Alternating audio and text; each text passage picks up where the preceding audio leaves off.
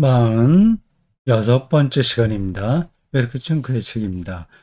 제목이 여기 이렇게 나왔네요. 하나는 셋, 셋은 하나라는 신비, 삼위일체 개념을 가리키네요.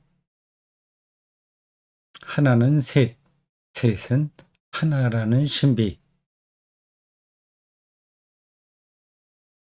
유대교와 우리 그리스도교 그리고 이슬람교가 믿는 하나님은 유일신입니다.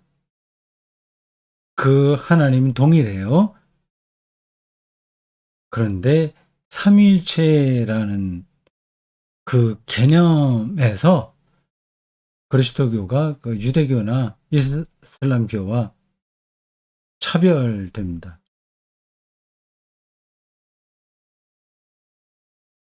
뭐 삼위일체 개념에 대해서 제가 설명하는 시간은 아닙니다.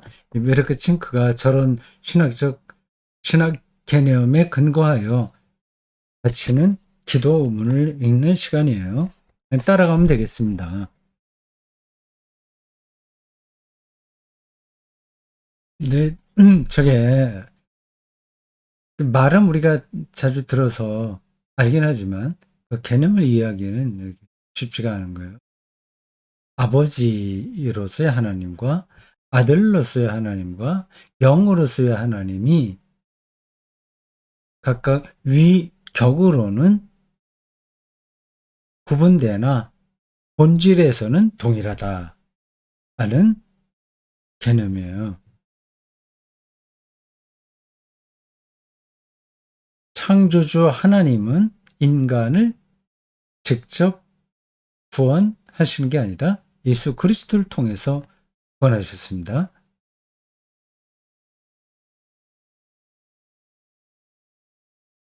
그러니까 서로 이 삼위가 구분되지만 서로 상대방을 통해서 일하시는 거예요. 그 표현이 정확하지는 않습니다. 예수 그리스도는 2000년 전에 이 땅에 역사적 한 실존 인물로 활동하시다가 십자가 부활 성천 과정을 통해서 지금 안 계세요. 그러니까 예수님을 우리는 직접 만날 수가 없습니다. 이제는 영이 그 일을 하시는 거죠. 예수는 없으나 성령이 그 예수 그리스도의 구원 사역을 현실화하기 때문에 우리는 아들 예수와 영으로서의 성령이 하나다 이렇게 말할 수 있습니다. 그래도 뭐 좀 복잡하죠. 손에 와닿지 않죠. 이렇게 좀 글 읽어보겠습니다.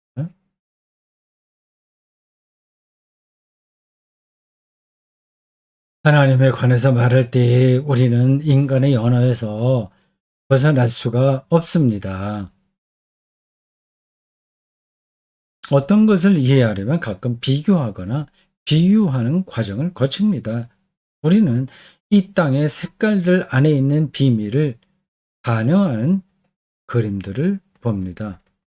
무슨 말이에요? 이 땅의 색깔들 안에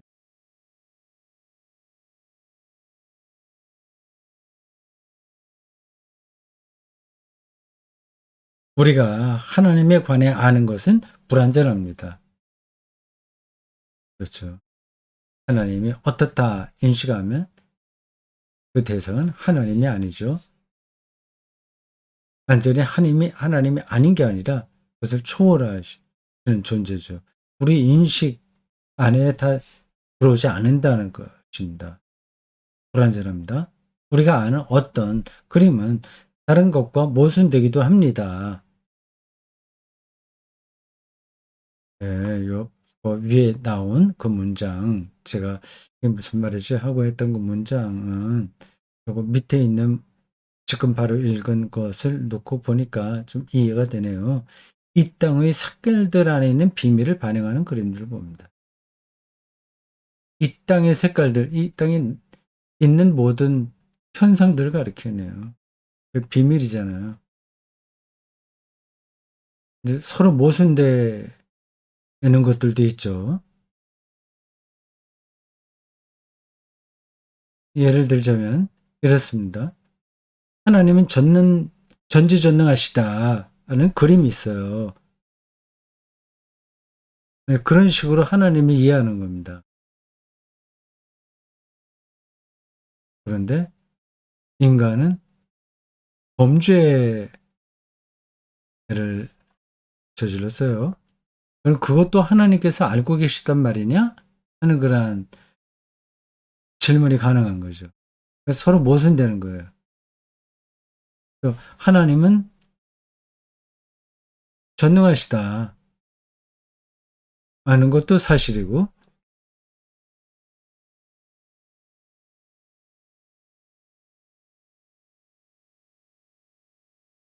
아니, 다시요. 말을 다시 정리해 드리겠습니다. 하나님이 전능하시다면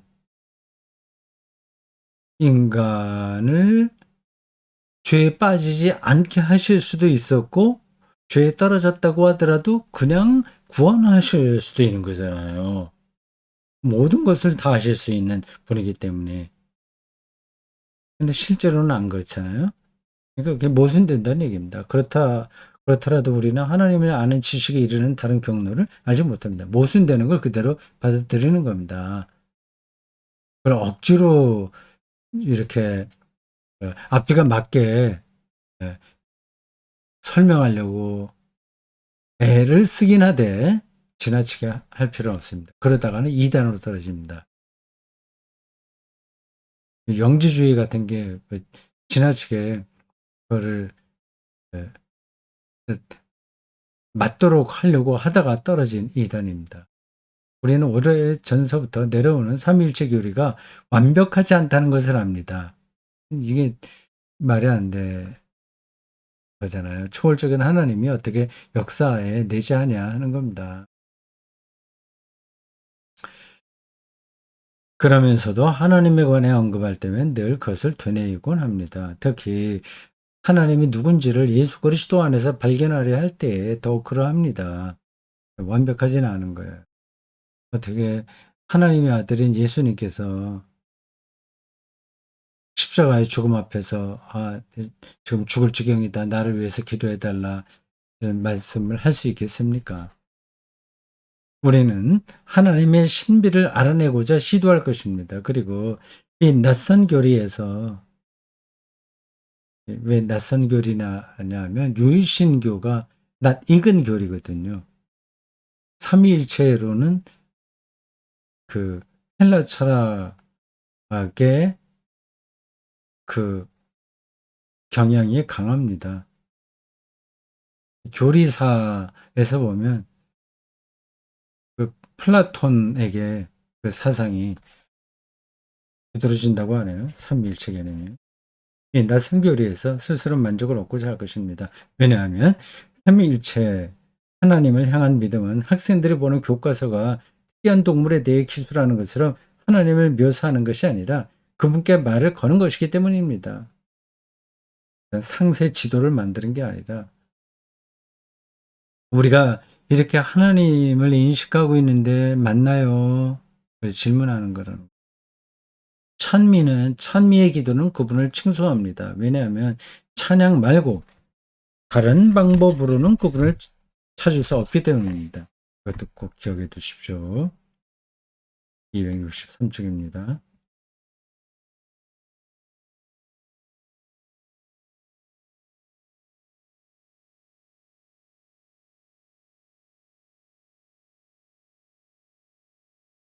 찬양 말고 다른 방법으로는 그분을 찾을 수 없기 때문입니다. 앞뒤 이치 딱딱 떨어져야만 되는 물리학하고는 다른 거죠. 그러면 별로 근거가 없는 이야기네 하는 질문을 하실 수 있습니다. 그렇지 않습니다. 이 세계가 물리학의 그 원인과 결과 논리로 다 해명이 되는 게 아닙니다. 하나님을 그 안에 가두면 이신론이 되는 겁니다. 이신론. 오직 기도 안에서만 삼위일체 하나님을 향한 믿음은 그 의미가 온전해집니다. 이에 반해 하나님의 신비에 접근하여 그분을 묘사하려는 사람은 아주 혼란스러운 산수에 빠져들고 맙니다. 하나 그리고 셋, 또한 셋 그리고 하나라는 이 문장은 좀 이상하네요. 찬양과 기도로 하나님을 찾을 수밖에 없다고 하는 말은 옳은데, 이에 반하여 하나님의 신비에 접근하여 그분을 묘사하려는 사람은 아주 혼란스러운 산수에 빠져들고 맙니다. 말이 안 되는데, 저거. 번역이 잘못된 것 같습니다. 제가 보기에는. 아니면 이게 뭐 좀 다른 의미가 있는 문장인지도 모르고요. 하나님의 신비에 접근하여 그분을 묘사하려는 사람은 묘사하려고 하면 안 된다는 거죠. 이렇게 딱딱 떨어지게 뭐 하나이면서 셋이고 셋이다 하나다 이런 논리로 삼위일체를 얘기하려고 하면 그건 잘못된 거다 그 얘기입니다. 하나님의 신비에 접근하는 사람은 삼위일체는 신비예요. 하나님의 존재 신비를 신학 개념으로 말하려는 게 삼위일체거든요. 저 문장은 정확하지 않으니까 넘어가겠습니다. 우리는 주님을 압니다. 창조주요. 우리는 주님의 신비를 찬양합니다. 여기 신비는 나오잖아요. 하나님의 신비에 접근하여. 하나님의 신비를 이렇게 산수 계산하듯이 묘사하려는 사람들은 결국 자기 혼란에 떨어진다. 그 뜻입니다. 하나님의 신비, 뭐 삼위일체 이게 잘못됐다는 게 아니에요. 그러니까 저 문장은 그건 명확하지 않습니다. 우리는 주님을 압니다. 창조주여, 우리는 주님의 신비를 찬양합니다. 그리고 주님이 그 안에 계심에 감사드립니다. 보이는 것과 보이지 않는 모든 사물과 존재, 측량할 수 있고 헤아릴 수 없는 모든 능력과 위력의 근원자이자 햄이신 분이요. 우리의 빛들이 반짝이는 것 속에서 그리고 우리의 그림들이 반영하는 것 안에서 우리는 주님의 빛을 봅니다. 우리의 그림들이 반영하는 것. 그림이란 건 표상을 가리키는 것 같은데 우리 신학적인 그림이 반영하는 것 안에서 우리는 주님의 빛을 봅니다. 우리는 믿습니다. 우리가 하나님이요. 그리고 우리를 주님께 맡깁니다. 우리는 주님을 사랑합니다. 그리스도 우리의 형제예요. 낯선 주님과 가까우신 주님. 낯선 주님, 삼위일체 주님이라고 하는 거겠죠. 낯선 주님과 가까우신 주님. 표현이 역설적입니다. 264쪽으로 가겠습니다.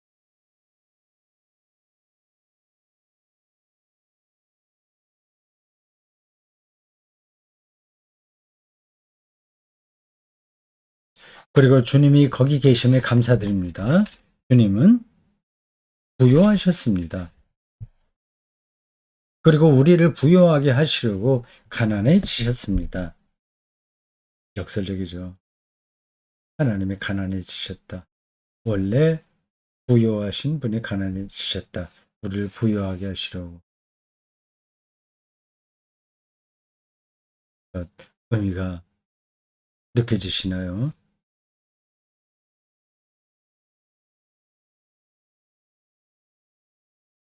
비유적으로 이렇게 말할 수 있습니다. 아주 어린아이가 있어요. 그 아버지가 그 아이하고 놀아주려고 애처럼 행동하는 겁니다. 그럼 그 아이는 정말 즐거운 거거든요. 우리는 주님을 믿습니다. 주님 안에서 우리는 아버지의 선하심을 봅니다. 주님은 우리를 아버지에게로 인도하시는 길입니다. 주님은 예수님을 가리키. 주님은 우리가 깨닫는 진리이십니다. 주님은 생명이십니다. 우리는 주님을 믿고 따릅니다. 양이 목자를 따르듯이 따릅니다.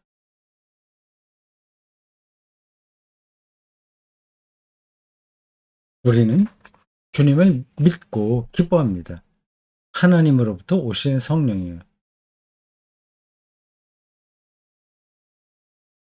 성령 논이 삼위일체의 개념에서도 역할을 합니다. 근데 처음에 삼위일체가 형성될 때 그 초창기에는 성령은 그렇게 중요하지 않았어요. 예수의 본질이 문제였어요. 예수와 하나님과의 관계였습니다. 음. 그래서 그 신조를 만들 때 성령의 위치를 어디에 정하냐로 논란이 있었어요. 보통은 이제 성령을 아버지에게서 오신 영 이렇게 있습니다. 그게 내가 지금 교리사적으로 정확한 그 맥락을 기억해서 말씀드리기는 힘든데 아들로부터라는 용어를 니케 신조에 넣게 됐어요. 그건 이제 필리오게라는 겁니다. 라틴어예요. 필리오게. 그리고 아들로부터예요. 그래서 성령이 아버지로부터 그리고 아들로부터 오셔서 뭐 이렇게 그 신조가 나갑니다. 이것에 대해서 그 동방 콘스탄티노플에 있었던 동방 교회에서는 받아들이지 않았습니다. 그래서 저 필리오게가 동방 교회와 서방 교회가 분리되는데 하나의 촉매가 된 거죠. 여기서는 그 아들로부터는 빠졌고 하나님으로부터 오신 성령이시여 라고만 나옵니다. 주님은 우리를 온갖 종류의 종살이로부터 구속하시는 자유의 영이십니다. 음. 주님은 우리를 충만하게 하시는 신뢰의 영이십니다. 평화의 영이시며 미움을 초월하시는 분이십니다. 주님은 절망을 끝내시는 사랑의 영이십니다. 오소서 우리를 불붙게 하시고 충만하게 하소서, 치유하게 하소서, 강하게 하소서, 삼키소서 우리를 주여. 265쪽으로 가겠습니다.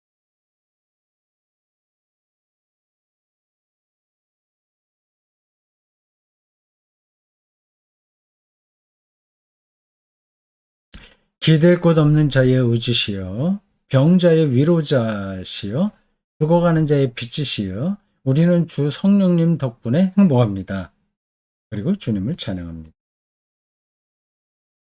삼위일체 거룩하신 하나님, 주님은 아무도 보지 못하는 빛 안에 거하십니다. 아무도 보지 못하는 빛, 물리적인 빛이 아니라 다른 빛인 거죠. 생명의 빛이죠. 주님께 간구합니다. 말과 행함으로 우리는 주님을 찬양합니다. 은밀한 주님의 깊이와 위대하심과 높이를, 주님의 선하심과 자비로우심을, 주님 없는 우리는 아무것도 아닙니다. 주님 안에 있을 때에야 비로소 우리는 모든 것이 됩니다. 믿음과 감사가, 영혼과 육체가 주님의 거룩하신 하나님의 것입니다. 이에 소박한 기도가 주님 마음에 들게 하소서.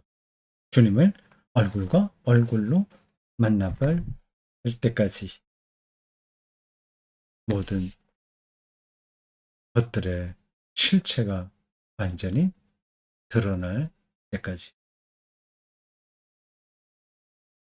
네, 여기까지입니다.